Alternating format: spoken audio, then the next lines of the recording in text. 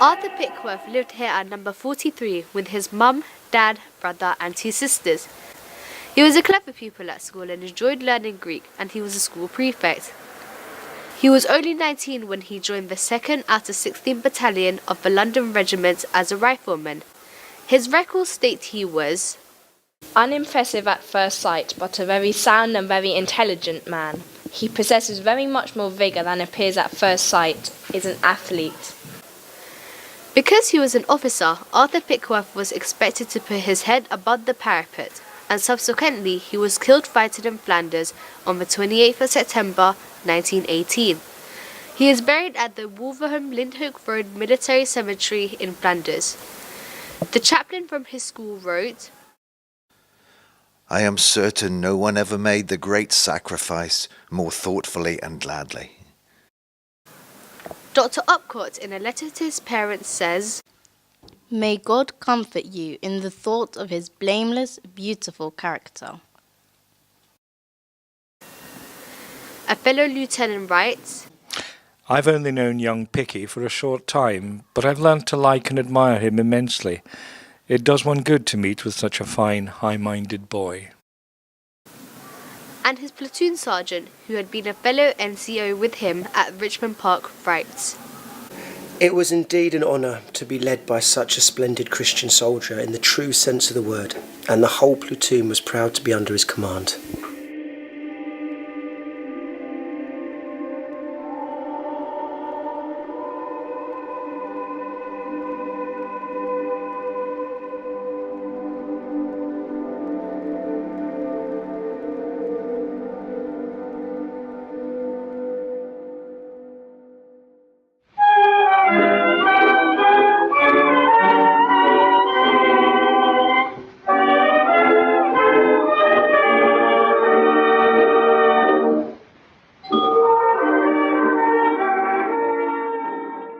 The Anglo-American laundry has been described as the Queen of Laundries. It was built in 1900 and employed 500 people living in this area, including family members of the Summerstown 182.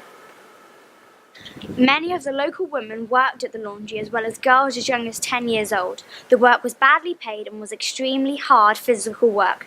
Edith Port, sister of Thomas Port, pressed shirts for 56 years, and her eyesight was affected by the dazzling white of the sheets. Many workers developed serious back problems, most notably Caroline, wife of 182 soldier Louis Danson-Villiers, who was bent over double because of the work she did in the laundry. The formidable Mrs. Creek ran the laundry for 30 years, and she organised clubs and activities, plays and musical recitals for the staff.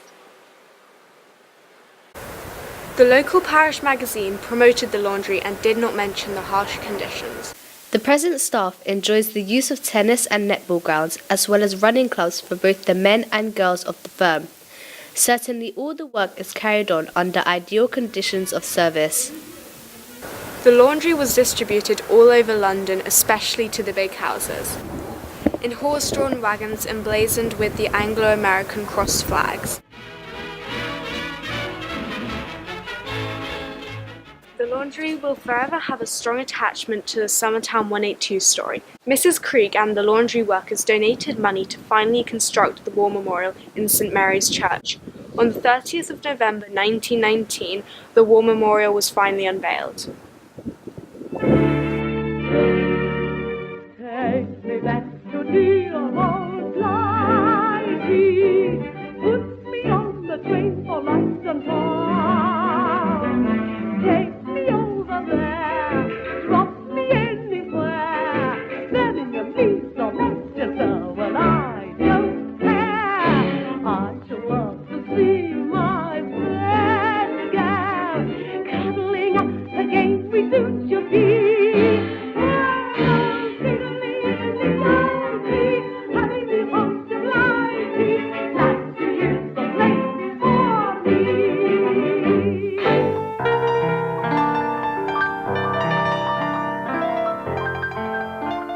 This is the story of Albert and David Clark, Daisy Drew and the Corner Pin Pub. Albert worked in a cardboard box factory situated nearby. It is most likely that he would have frequented the corner pin on the way home from work. Albert courted Daisy Drew, granddaughter of the landlord. They became engaged to be married. Albert joined the East Surreys in 1913. His older brother David enlisted in 1914 when the First World War broke out. David was worried about his younger brother getting caught up in the fighting, so he requested Albert to be moved to his regiment, the East Kent, the Buffs. Sergeant David Clark is desirous of claiming his younger brother, Albert, to serve with him in this regiment. If you are agreeable to this transfer, kindly sign the attached form. But David wasn't able to look after his younger brother because he was sent home wounded before Albert got started with the Buffs. It is likely that 18-year-old Albert fought in the Battle of the Somme and was killed on the 21st of October 1916 by a sniper. His death was mentioned in St. Mary's Parish magazine. One of the officers wrote to Albert's mother expressing the sympathy of all the officers, NCOs and men, not only of his platoon but of the whole company. We miss him very much, for he was always cheery and ready to do his duty. He were a great favourite. If ever a British soldier died at his post, your son did. Back in Summerstown, David had the difficult task of telling Daisy that her sweetheart Albert had been killed.